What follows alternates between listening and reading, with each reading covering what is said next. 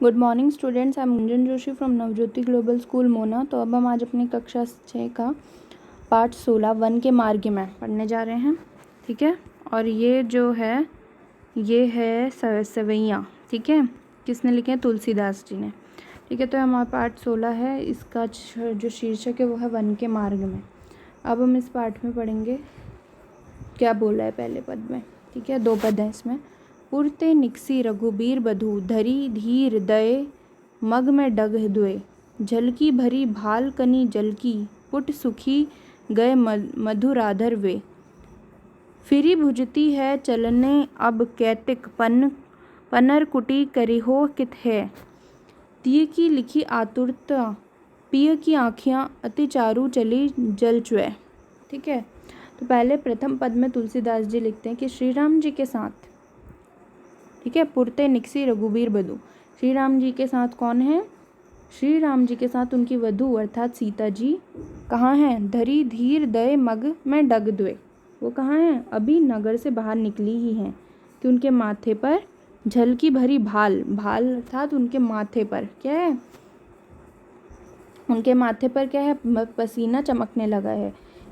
ठीक है, पुट सूखी गए मधुराधर वै, और इसी के साथ साथ उनके मधुर होठ भी, पुट अर्थात होठ, ठीक है, उनके जो क्या हैं? उनके जो मधुर होठ हैं वो भी सूख रहे हैं। ठीक है, पानी की प्यास से। ठीक है, फिरी भुजित चलने अब कैतिक पनर कुटी करी हो कित है, तिय की लखी आतुरता पिय की आँखियाँ अति चारु चली चुए। तो फिर अब वे श्री राम जी से पूछते हैं कि हमें पर्णकुटी, पनरकुटी मतलब पर्णकुटी, घास फूस की झोपड़ी, ठीक है, पर्णकुटी अर्थात घास फूस की झोपड़ी, करी हो कि तुहे, कहते हैं कहाँ बनानी है। ठीक है, कहाँ बनानी है? तिय की आतुरता पिय की आँखियाँ अति चारु चली चल चुए। तो वो क्या कहते हैं? उनकी इस परेशानी को देखकर राम जी भी व्याकुल हो जाते हैं और उनकी आंखों से आंसू छलकने लगते हैं। ठीक है, जल को गए लखनऊ है लारिका परिखो पिय, छा घरिक है ठाड़े पोछी पसेऊ ब्यारी करो, अरु पाय पखारी हो भू भूरी ठाटे, तुलसी रघुबीर प्रियाश्रम जानी के बैठी विलम्ब लो कंटक काड़े, जानकी ना को नेह लखियो पुल को तनु बारी बिलोचन बाड़े। तो फिर अब क्या बोलते हैं? इस पद में श्री लक्ष्मण जी कहते पानी लेने जाते हैं। ठीक है, कौन गए हैं? लक्ष्मण जी पानी लेने गए हैं। तो सीता जी श्री राम से कहती हैं, क्या कहती हैं? कि स्वामी आप थक गए होंगे। ठीक है, बोलते हैं ना लरी को परिखे, कहते हैं ना जल लेने के लिए कौन गए? लक्ष्मण जी गए हैं। और वो सीता जी किससे कहती है? राम जी से कहती है स्वामी जी आप थक गए होंगे तो पेड़ की छाया में थोड़ा विश्राम कर लो। ठीक है, यहाँ पे लिखा ना पिय छाया खरी के टाड़े, पोछी पसेऊ ब्यारी करो, अरु पाए पखारी हो भुभुर ठाड़े। फिर वह क्या कहते हैं? श्री राम जी उनकी इस व्याकुलता को देखकर कुछ देर पेड़ के नीचे विश्राम करते हैं। ठीक है, ठीक है, क्या करते हैं? थोड़ी देर विश्राम करते हैं और तथा फिर सीता जी के पैरों से कांटे निकालने लगते हैं। ठीक है, यहाँ पे इसका मतलब है तुलसी रघुबीर प्रियाश्रम, मतलब हमारे जो श्री राम है रघुबीर जी, मतलब हमारे राम जी क्या कहते हैं? प्रभु श्री राम जी उनके बैठ के किसके? सीता माँ के पैर के कांटे निकालते। जानकी नाह को ने लख्यो पुल को तनु बारी बिलोचन बाड़े।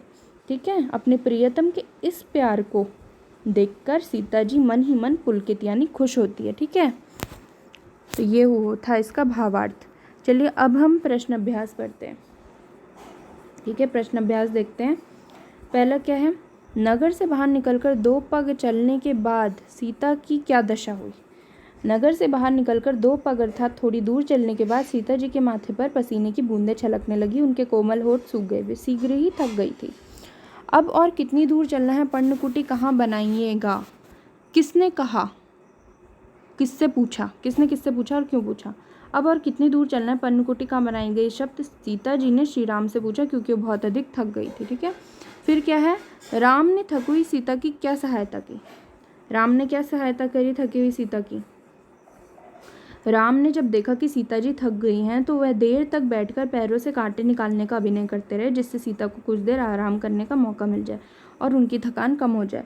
दोनों सवैयों के प्रसंगों में अंतर स्पष्ट करो। देखो, पहले सवैये में वन जाते समय सीता जी की व्याकुलता एवं थकान का वर्णन है। वह अपने गंतव्य के बारे में जानना चाहती। गंतव्य अर्थात लक्ष्य, ठीक है, कि वो कहाँ जाके रुकेंगे। पत्नी सीता की ऐसी बेहाल अवस्था देखकर रामचंद्र जी भी दुखी हो जाते हैं। जब सीता नगर से बाहर कदम रखती है तो कुछ दूर जाने के बाद काफ़ी थक जाती है। उन्हें पसीना आने लगता है, होंठ सूखने लगते हैं। वे व्याकुलता से श्री राम से पूछते हैं कि अभी और कितना चलना है तथा पर्णकुटी मतलब घास की झोपड़ी कहाँ बनाना है।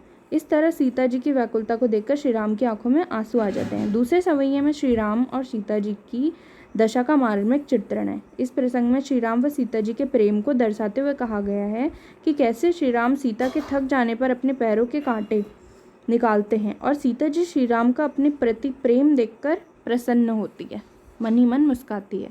पाठ के आधार पर वन के मार्ग का वर्णन अपने शब्दों में करो। वन का मार्ग अत्यंत कठिन था। यह मार्ग कांटों से भरा था। उस पर बहुत संभल कर चलना पड़ रहा था। रहने के लिए कोई सुरक्षित स्थान भी नहीं था। रास्ते में खाने की वस्तुएं भी नहीं थी। पानी मिलना भी कठिन था।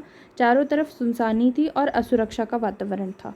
अनुमान और कल्पना के हिसाब से आप बताना। गर्मी के दिनों में कच्ची सड़क की तपती धूप में नंगे पांव चलने पर पांव जलते हैं। ऐसी स्थिति में पेड़ की छाया में खड़ा होने और पांव धो लेने पर बड़ी राहत मिलती है। ठीक वैसे ही जैसे प्यास लगने पर पानी मिल जाए और भूख लगने पर भोजन। तुम्हें भी किसी वस्तु की आवश्यकता हुई होगी और वह कुछ समय बाद पूरी हो गई होगी। तुम सोचकर लिखो कि आवश्यकता पूरी होने के पहले तक तुम्हारे मन की दशा कैसी थी। देखिए, गर्मी के दिनों में कच्ची सड़क की तपती धूप में नंगे पांव चलने पर पांव जलते ही हैं, चलेंगे ही। अब ऐसी स्थिति में पेड़ की छाया में खड़ा होना और पाँव को धो लेने से राहत भी मिलती है। ठीक वैसे ही जैसे प्यास लगने पर पानी मिल जाए। तुम्हें भी किसी वस्तु की आवश्यकता हुई होगी तो आपको अपना एक्सपीरियंस बताना है। किसी वस्तु की आवश्यकता पूरी होने से पहले मन उसके लिए क्या होता है? बेचैन, व्याकुल रहता है। हम बार बार उस वस्तु के विषय में सोचते रहते तथा उसे पाने के प्रयास करते हैं। किसी दूसरे काम में मन नहीं लगता है। ठीक है, अब भाषा की बात है। लखी देखकर, धरी रखकर, पोंछी पोंछकर, जानी जानकर। ऊपर लिखो शब्दों और उनके अर्थों को ध्यान से देखो। हिंदी में जिस उद्देश्य के लिए हम क्रिया में कर जोड़ते हैं उसी के लिए अवधि में क्रिया ई को जोड़ा जाता है, छोटी ई को जोड़ा जाता है। ठीक है, जैसे अवधि में बैठी और हिंदी में बैठकर। तुम्हारी भाषा या बोली में क्या होता है? अपनी भाषा के ऐसे 6 शब्द लिखो, उन्हें ध्यान से देखो और कक्षा में बताओ। अब बताना है आपको। देखो, मेरी भाषा क्या है? हिंदी खड़ी बोली है, पर भोजपुरी में निम्नलिखित उद्देश्य के अलग क्रिया के साथ के का प्रयोग करते हैं। देखकर, ताक के, बैठकर, बैठ के। ठीक है, और रुककर, ठहर के, सोकर, सुत के, खाकर, खो के, पढ़कर, पढ़ के। मिट्टी का गहरा अंधकार डूबा है, उसमें एक बीज।